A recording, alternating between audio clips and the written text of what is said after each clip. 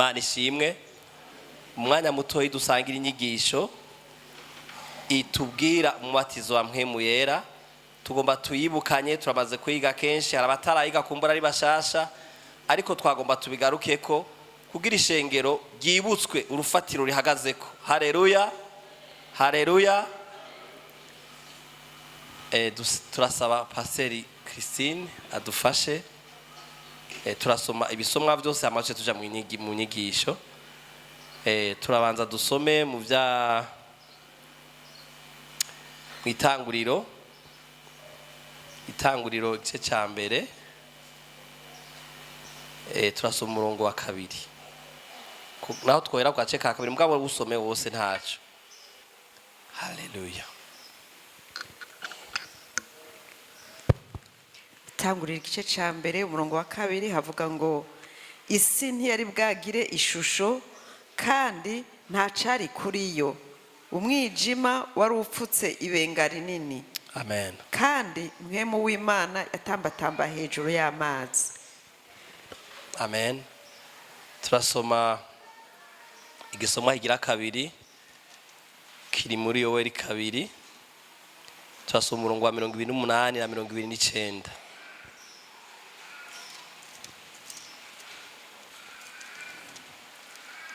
Yoweri 2 umurongo wa 28. Hanyuma y'ivyo nzosuka mpwemu wanje ku bari n'umubiri bose, abahungu banyu n'abakobwa banyu bazovugishwa nanje, abatama banyu bazorota indoto, n'imisore yanyu izobona ivyo yeretswe, kandi n'abashumba banje b'abahungu n'abakobwa muri iyo minsi nzobasukako mpwemu wanje. Amen. Amen. Dusome igisomwa igira 3 Matayo 3:11. Matayo 3:11. Nukuri jeho ndababatiza mu mazi ngo mwihane, ariko uzoza inyuma yanje andusha ubushobozi, ntibimbereye no kumukura inkweto. Uwo azobabatiza muri mpwemu yera no mu muriro. Amen. Amen. Igisomwa ca 4 turasoma Mariko 16:17. Mariko 16:17. Kandi ibimenyetso bizokwama biboneka kubizera nibi: bazosenda abadayimoni mu izina ryanje, bazovuga indimi nshasha, bazofata inzoka, niba niba ikintu cica ntaco kizobagira na gatoyi, bazorambika ibiganza ku barwayi bakire. Amen. Amen. Igisomwa ca 5 tusome Yohana 4:23. Jean 4 verset 23.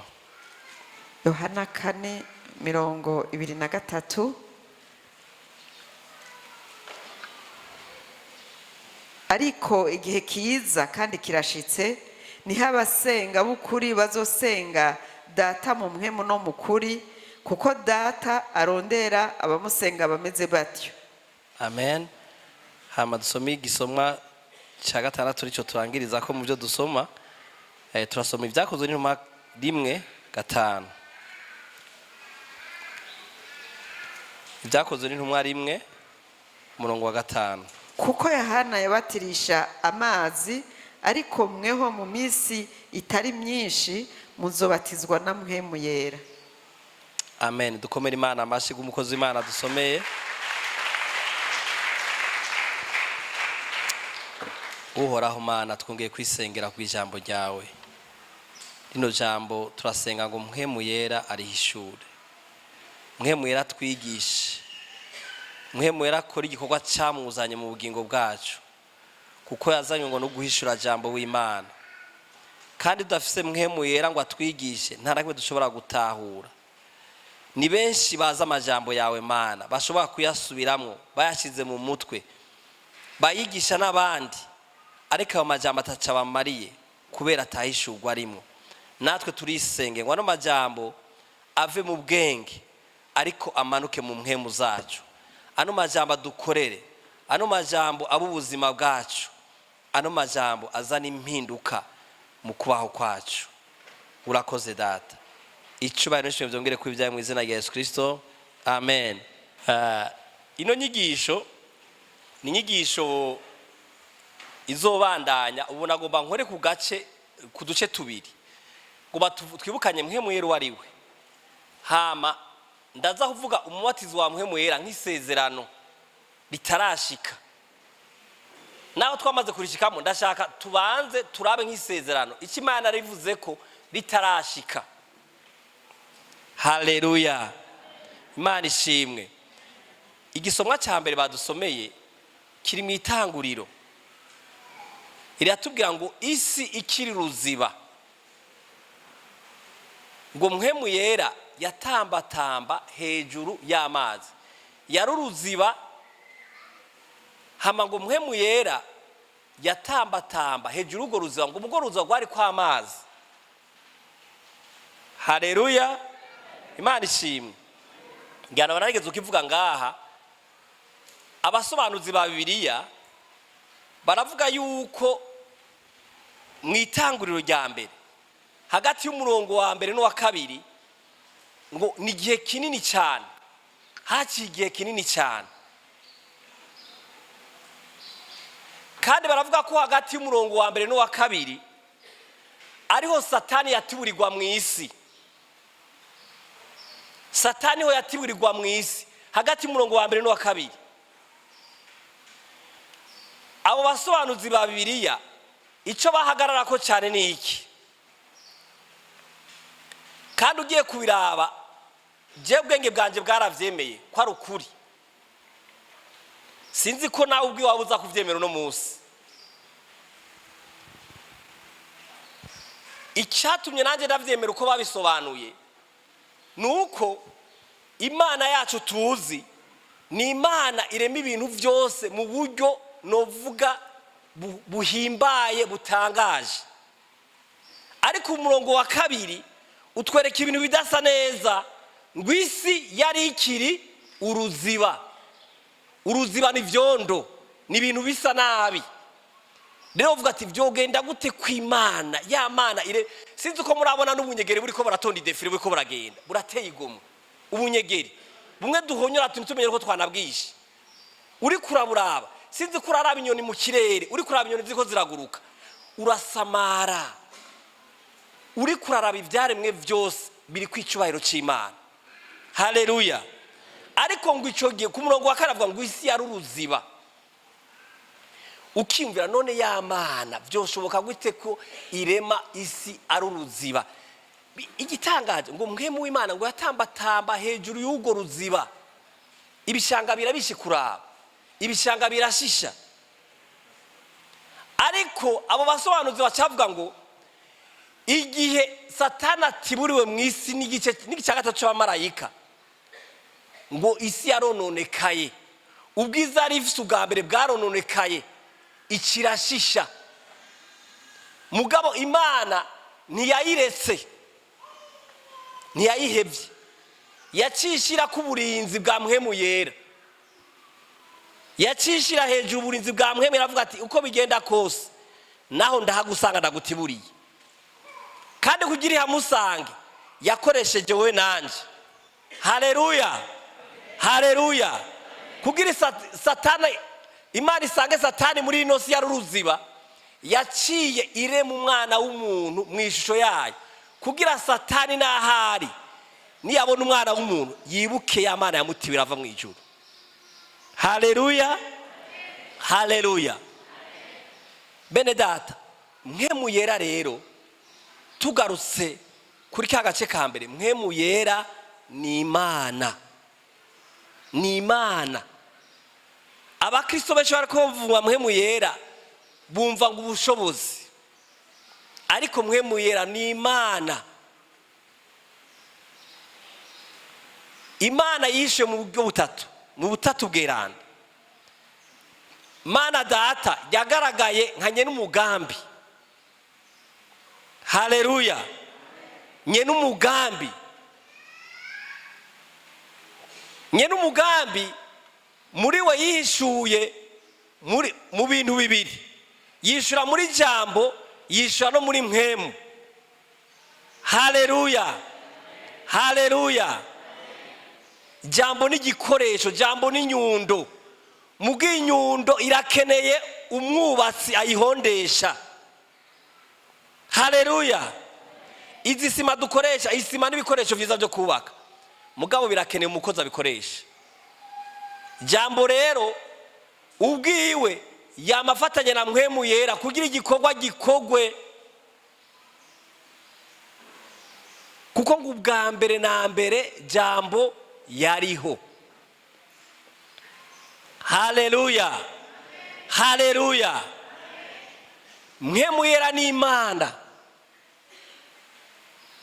Ariko tugiye kuraba muri Bibiliya turabona ko ibihe bitandukanye mpwemu yera yagiye ku rutonde rwa data rwo guhishura kimwe kimwe ku kindi buhoro buhoro. Uko ibihe vyaza niko mpwemu yera yahishura ubundi bwiza bwa data biciye muri jambo w'Imana, haleluya, haleluya. Iyumvire bene data, mbega ibakwe twagiriwe, mbega ubuntu twagiriwe, aho Imana ubwayo hambavu yo kuturema mu ishusho yayo ikaduha urugingo rwayo, ikaduha mpwemu wayo akaba muri twebwe.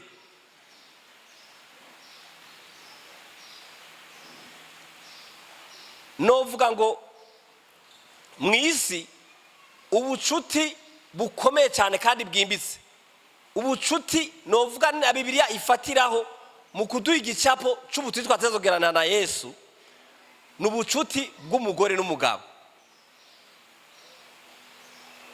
bwo kubumwe. Mpwemu yera yifuza ko tubumwe, yifuza ko tubumwe, ntiyifuza yuko dutandukana. Nico gituma aza akagerera muri twebwe akatubamwo. Iyumvira Imana iza kukugereramwo itaravye yuko wambaye ibirato, itaravye ko urwaye amavunja canke uri kimuga, itaravye umuryango uvamwo, mugabo ikakugereramwo. Haleluya, haleluya. Imana si umwana w'umuntu, Imana ntiraba uko turaba, ariko Imana yahisemo kugerera mu mwana w'umuntu, haleluya. Bene data, iciyo kirimbuye ukibuka ko Imana yaremye isi n'amajuru, Imana yaremye ibiboneka n'ibitaboneka, yaguhisemwo uzi yuko wewe hari nabo kwanka, uzi yuko hari nabo gusuzugura kandi canke bagusuzugura, mukavuge ukumva Imana nzima wowe yaguhisemwo, aho abandi bariko baragutika guhitamwo. Cyari gikwiye kuba icyambere cyo gutera gushima Imana yawe, haleluya, haleluya. Kandi nta rindi shimwe Imana ikeneye riruta kuyishima n'ubugingo bwawe. Imbere ko yishimisha amafaranga yawe, yishimisha ubugingo bwawe, haleluya. Nico kimaze Imana yamirikirarondera ku mwana w'umuntu, kuyishima, kuyishima. Mbere nayo mafaranga niyo uyashira vy'ukuri umutima wawe utayishimye ntiyakira, ntiyanezererwa. Ego ibiseke birayakira, muga Imana ntiyakira. Ibi biseke birayakira kuko ibi nta maso bigira, muga Imana ntiyakira. Kandi iyo itayakiriye nta n'ingaruka nziza bibaho, iyo mbuto yumira aho yatewe, haleluya. Imana ishimwe. Mpwemu yera rero tumutahure yuko si ubushobozi, mpwemu yera n'urugingo Imana yadushizemwo rwayo, yararudushizemwo. Kandi iyo mpwemu yera aganje muri twebwe, hari bigaragara ko mpwemu yera aganje muri twebwe. Kandi mpwemu yera afata ikibanza tumuhaye, dushaka kumuha ibice 10% by'ubugingo bwacu, yibera muri ivyo 10%. 90 bigaca bitegekwa na rwa rugingo rwitwa umubiri, 10 bigatekwa n'impwemu. Umwimbu rero wawe kenshi ubu mwimbu w'umubiri, ubu mwimbu w'abanyamubiri aho ugeza guha ikibanza mpwemu yera niho ugeza no kwimbura ibya mpwemu.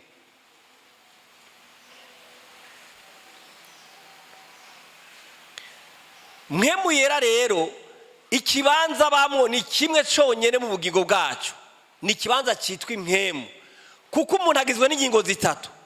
Aragizwe n'umubiri, kandi umubiri urafise kameremere kawo, urafise ibyifuzo vyawo, kandi umubiri waraguzwe na Satani n'abadayimoni.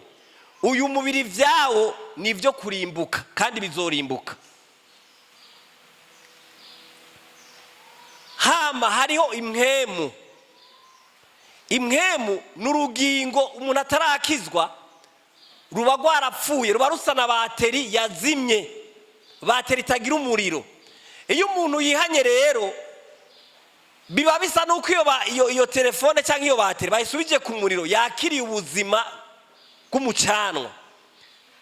Nico gituma umuntu akijijwe aca atangura kumva ikirere cy'Imana atahora acumva, akumva amahoro y'Imana atahora yumva, akumva umunezero w'Imana atahora yumva. Rwa rugingo rwe rwari rwarapfuye rw'impwemu ruba rutanguye kwakira ubuzima bw'Imana. Ibi bice ibi bihimba bibiri bitugize umushaha, umubiri icyo ukora ugomba gusunikira umushaha. Kuko urugingo rwa gatatu sina bwaruvuge. Urugingo rwa gatatu ni umushaha. Mu mushaha niho hatangirwa amategeko y'ivyo dukora byose n'ivyo tuvuga. Mugabo araho hatangirwa amategeko, hoshwa n'ibihimba bibiri, hoshwa n'umubiri, kandi hakoshwa n'impwemu yavuze ubwa kabiri. Iyo rero uri umunyamubiri,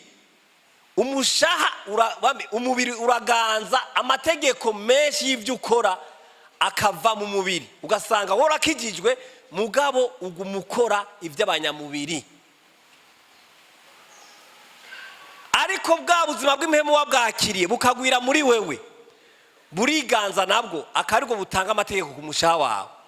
Umushaha ukavyumva kandi ukabikora. Haleluya, haleluya. Naho rero hari itandukanirizo ry'abantu bakijijwe, bamwe bagakizwa bakaguma ari abanyamubiri, abandi bagakizwa bagahinduka.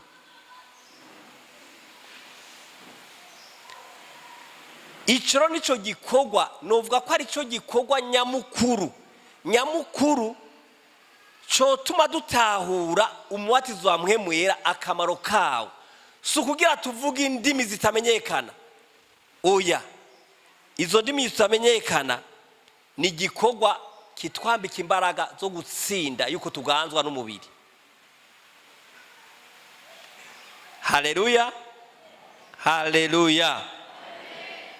Igisomwa cya kabiri twasomye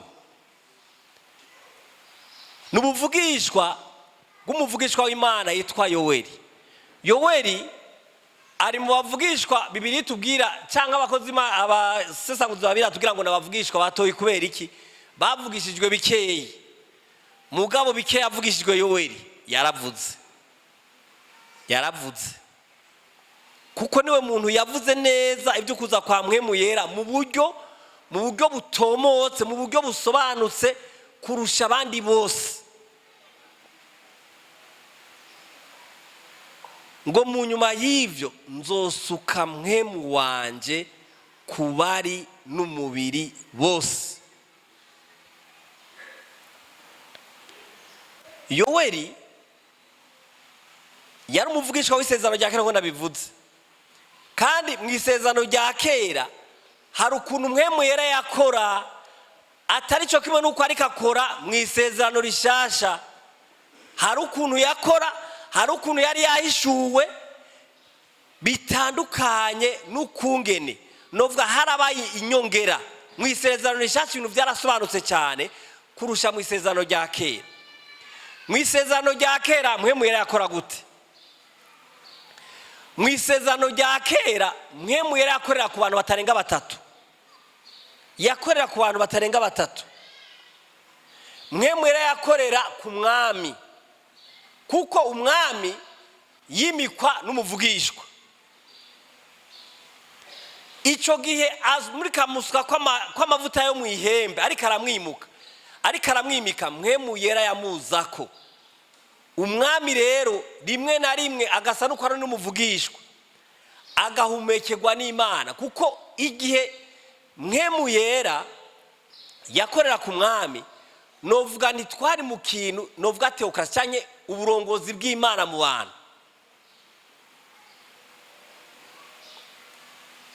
Uwundi muntu mpwemu yera yakorera ko yari umuvugishwa. Umuvugishwa niwe novuga ari hejuru y'umwami, kuko umuvugishwa niwe yakosora, niwe yashira intumbero, niwe yerekana igihugu aho giterezwa kuja, niwe yavuga ibihe ukungene biriko biragenda. Niyo umwami yakosheje, umuvugishwa niwe yaja kumubwira ati ngaho hange kirazira, ibi ukoze ntibibaho. Umuvugishwa ariko autorite, nta gisirikare yari afise kigaragara, nta hantu yari afise ibiro bavuga ngo twagiye ngo kwa nako oya, mugaba haciye abantu bose bahinda gashitsi. Yari afise igitinyiro n'icubahiro c'Imana.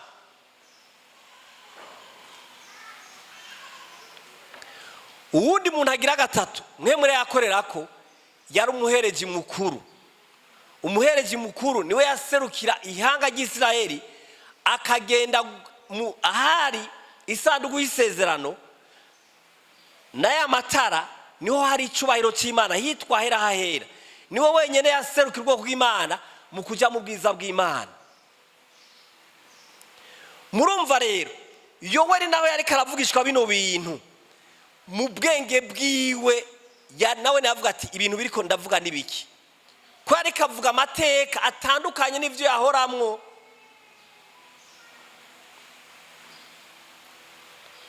Ngo nzosuka mpwemu wanje ku bari n'umubiri bose, ngo abahungu n'abakobwa banyu nzobasuka ko mpwemu yera. Tukiri ngaho nivyo turiko turaraba abacamanza muri Bibiliya. Abacamanza harimo abagore, kandi abacamanza bari mu rwego rwo bavugishwa.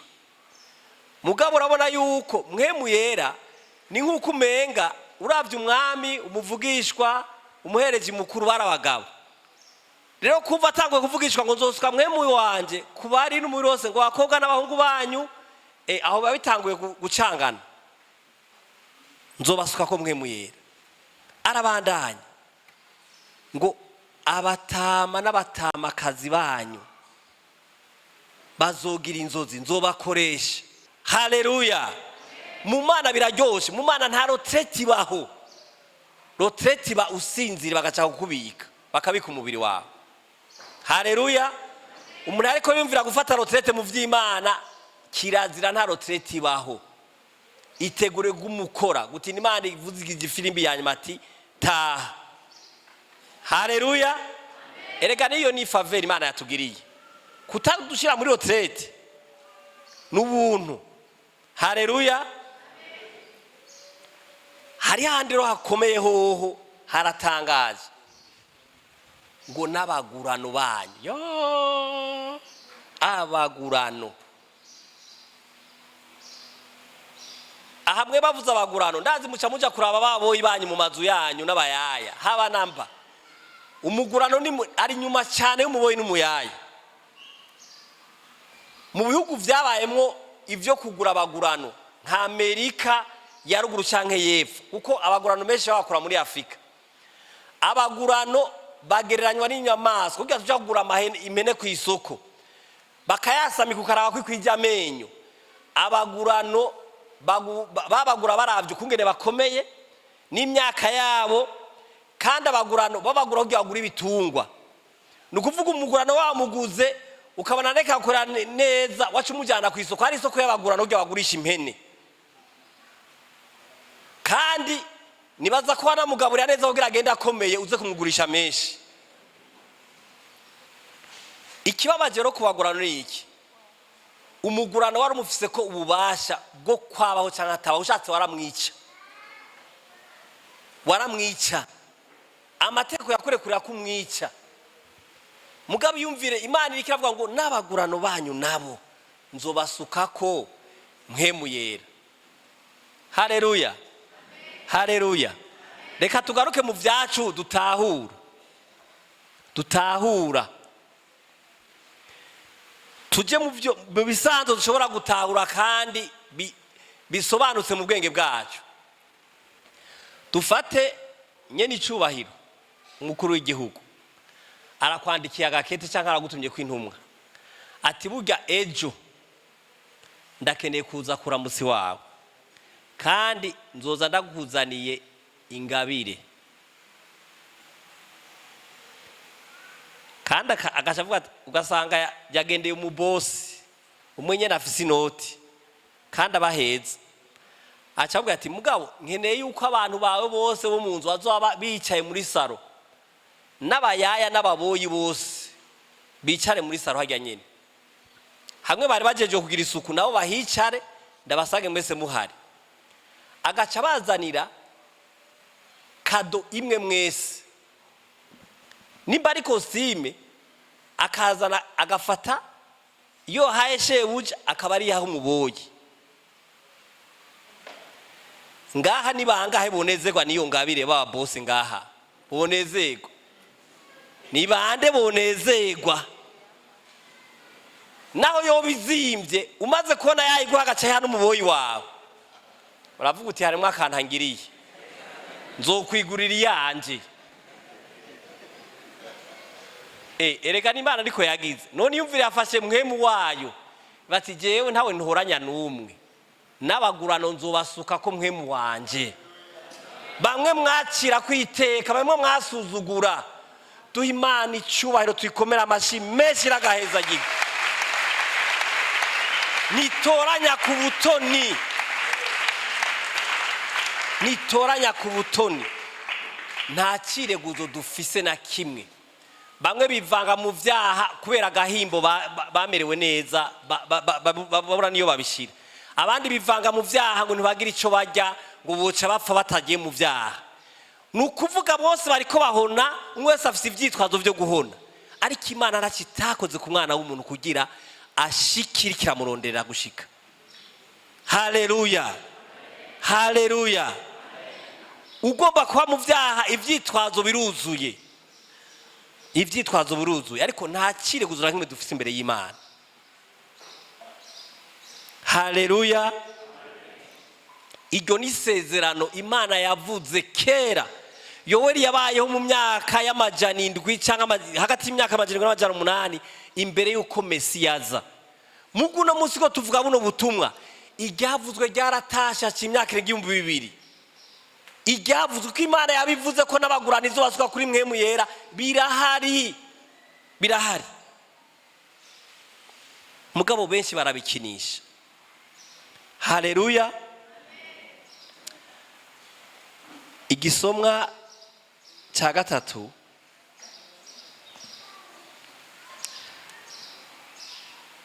ni muri Mariko 17. Aha ni Yesu yari karavugishwa, byaravugishijwe n'abavugishwa ba kera, ariko Yesu nawe yarabivugishijwe bitaraba. Aravuga ngo hera bimenyetso bizokurikira abazokwizera, abazonyizera bazoba bameze gutya, ibizobaranga nibi, abazobona bose bazobara ko bino bimenyetso, ngo bazosenda abadayimoni, bazorambika ibiganza ku bagwayi bakire. Nagomba garuke kuri kano kantu bavuze ngo bazovuga indimi sha, bazovuga indimi sha. Yari karavuga mwemu yera, ukuza kwa mwemu yera. Bantu b'Imana abaciye mu mashure twobibira kabanga, kuko abatagiye mu ishure hari igihe hari numwaza ngo biroroshe. Abaciye mu ishure twobibira kabanga, ndababwire nimba ari ikintu cyambere kigoye kwiga n'ururimi, n'ururimi. Iki gifaransa twaracize imyaka n'imyaka guhera tukiri inzoya, mugabo amakosa tukigiramo ntagira ukumwe nagana. Tukivuze turabicurika tugasaba tukabicurangura bikatunanira twaravyize. Ururimi ruragoye kwiga, mugabe yumvira uno munsi we warahawe ururimi uvuga ataso na nyoko barukwigishije, ata universite waciyemwo uraruvuga. Umuntu wese batirijwe muri mwemu ngaha umwanya wose akeneye kuruvuga araruvuga, kandi urwo rurimi nturuvuga gusa kugira upfe kuruvuga, uruvuga kugira rukugirire ikimazi. Haleluya. Izi ndimi twiza arige tuzivuga atani cyo tuko turavuga, turiko tuvuga insaku, turiko tuvuga ibitwica, ariko ururimi mwemwe yazanye nuko kudutabara no kutugira neza. Haleluya. Haleluya. Mana ishimwe. Twongere tuduge kandi ku gisomwa kindi. Ni cya kane cyangwa cya gatanu? Cya gatanu. Ni Yohana 4:23. Yesu ngaha yari kuri rya riba ari kumwe na wa mugore w'umunyasamariyakazi. Umugore w'umunyasamariyakazi ngo yari mu masaha ya saa sita aja kuvoma. Yesu ntabwo yari kumwe n'abigishwa biwe ngo baja mu gisagara kurondera ibifungurwa, nawe amanuka ku mugezi ngo yaranyotewe. Iryo riba mu kurivoma bakoresha ibintu bashiramwo bijya by'indobo. Yari mu bihugu by'ubugaragwa kenshi amazi bayakura mu binogo, barashiraho ikintu hama bagaca bagira ikintu kimeze nka puri bakaduza. Rero Yesu yarakene umuntu amufasha, batangura kuyaga. Rero muga muri uko kuyaga Yesu yari mu gikorwa, ntiyaraye kunywa amazi gusa, yari mu gikorwa gikomeye. Kubera ingaruka za kino kintu cyabereye kuri no riba, habaye ikanguro i Samariya ryatumye ngo ryamaze imyaka irenga 40 kubera kuno kugendererwa kuno mugore w'umunyasamariyakazi. Yesu akimusaba amazi, umugore kubera ngo basamnya amasamariya n'abayuda ngo baranenana. Kubera i Samariya igihe abantu bagarutse muri Israeli bobo, kuko imiryango ibiri muri Israeli niyo itagiye gutwarwa nk'inyagano. Mu gindi imiryango 10 yaratwawe n'inyagano ihura n'ayandi mahanga menshi.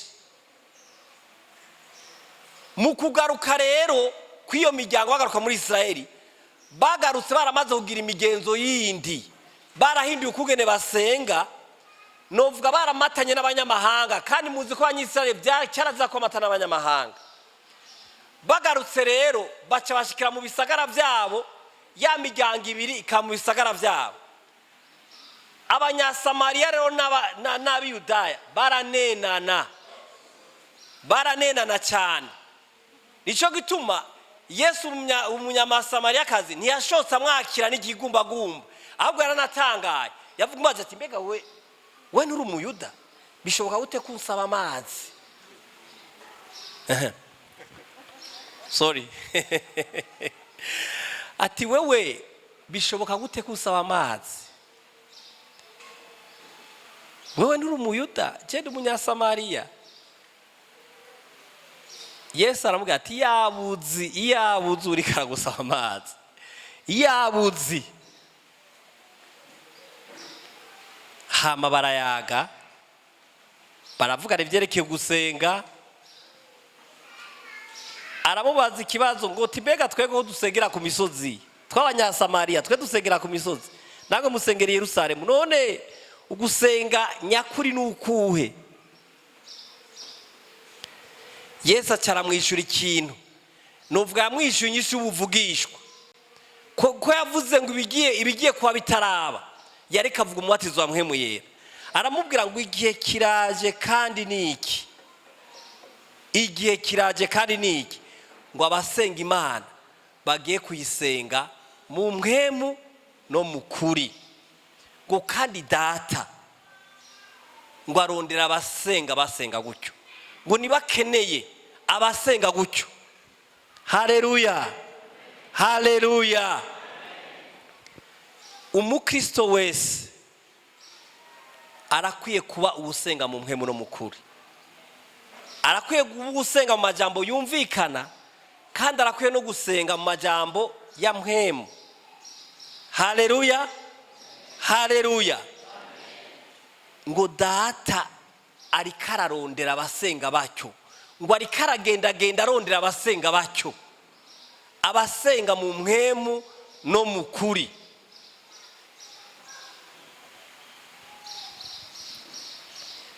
Umubatizo wa mpwemu yera, inyungu ya mbere yawo rero kandi uzoyigarukako, nuko twoba abasenga mu mpwemu no mu kuri.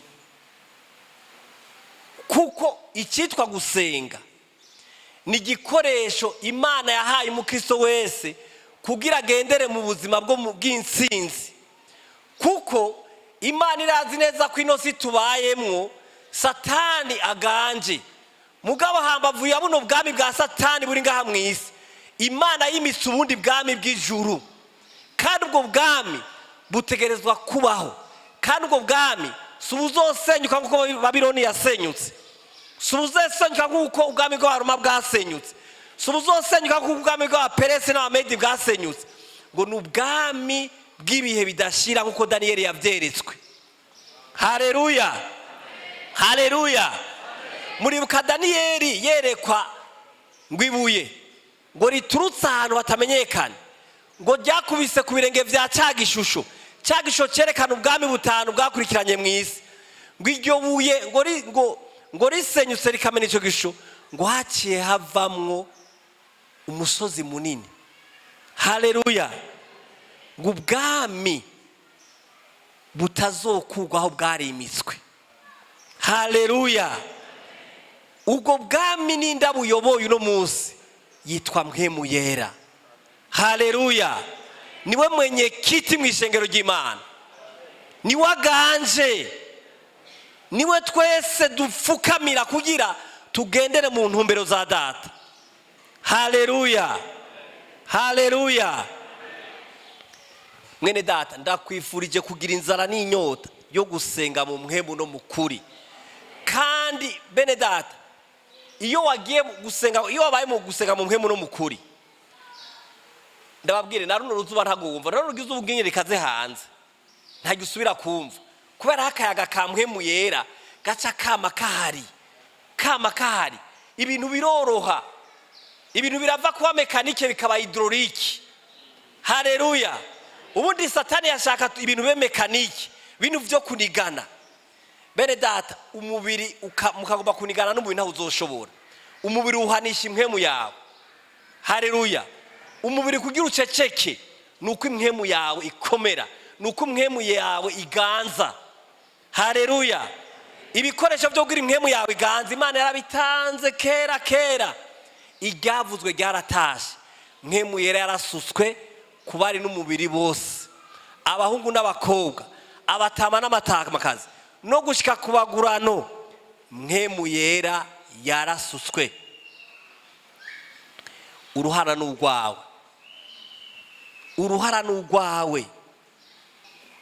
Muri kahise k'ishengero nta gihe na kimwe abantu buzuye mpwemu yera nka kino gihe. Nta na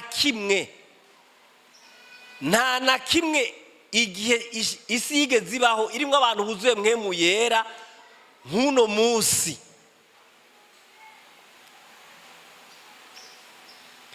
N'abakozi b'Imana imbere y'ikinjana ca 200, kuko vyatanguye cyane mu ikanguro ryabaye mu 1904, byaribereye mu Bwongereza muri Pays de Galles. Iryo kanguro rica riba 1906 muri Amerika aho bita Azusa Street. Aho ni abantu batanguye kuzura mpwemu yera, batangura kwinjira mu ngabire za mpwemu yera. Ivyo gusengera indwara zikira bitangura kubaho. Amabanga 5 mu ishengero ry'Imana asura kuvuka. Kubera iki? Kubera ivyari vyaranyazwe na Satani byitwa umubatizo wa mpwemu yera vyari bigarutse mu ishengero. Haleluya. Ariko ndangiza kandi ivyo tuzobandaniririzako. Ni kubera iki none mu ishengero ry'Imana abantu benshi buzuye mpwemu yera, mugabo bakaguma bagaragara nk'abanyamubiri?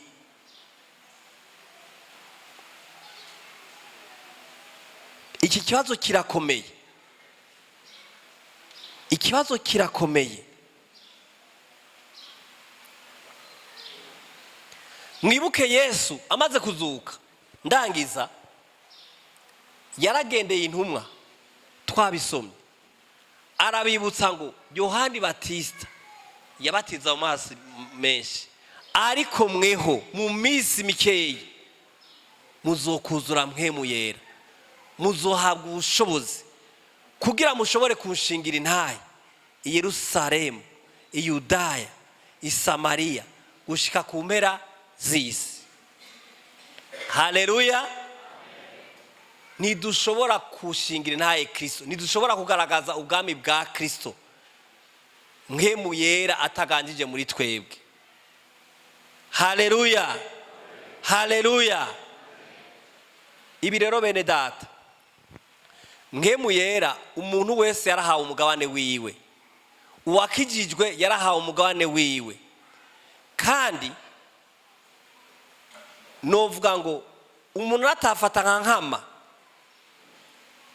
icyo yahawe kiva ku Mana, kandi Imana ntiyakiguhaye kugira uvuga izo ndimi gusa, ntiyakiguhaye kugira uzure umunezero ugumutwenga, yakiguhaye kugira ubuzima bwawe buhinduke, abisi nibakubona babona Imana muri wewe. Haleluya. Niyo ntumbero yonyene, ugukira ingwara, ukuvugishwa, n'abapfuye bozuka, ivyo ntibinyiganyiza Imana na gatoyi. Ikinyiganyiza Imana nuko abantu bahinduka bagasa nayo, abisi bababona bakabona basa n'Imana. Duhaguruke dusenge.